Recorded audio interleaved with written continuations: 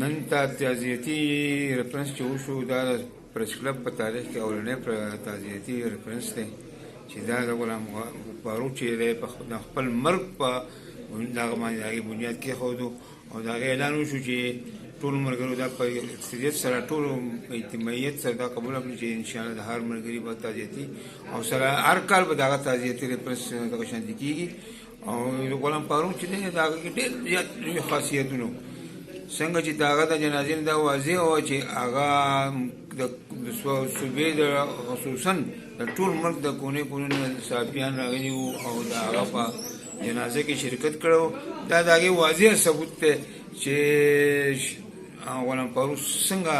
صحافتي دنیا کې ژوند تېر کړی دی او څومره اهم شخصیت و صحافت دنیا واقعي چې هغه بابایي صحافت و د سواتو او د هغه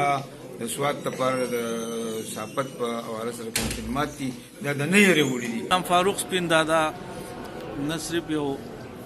ډېر ښه سینیر صحافي و بلکې د دې علاقې یو ډېر نوموړی شخصیت هم و. زما او د هغه ډېر وخت یو ځای تېر شوی بلکې خصوصا موږ په یو دفتر کې شپږ کاله تېر کړي وو. هغه په زړه دومره صفا سړی و چې څه به یې په زړه باندې و به یې په خولو عموما د صحافي برادرۍ سره په سخته کې هغه ولاړ و. د دې نه علاوه که د علاقې په عام خلکو بس سخته تکلیف و هغه له به ځان راورسو نو هغه به د هغو سره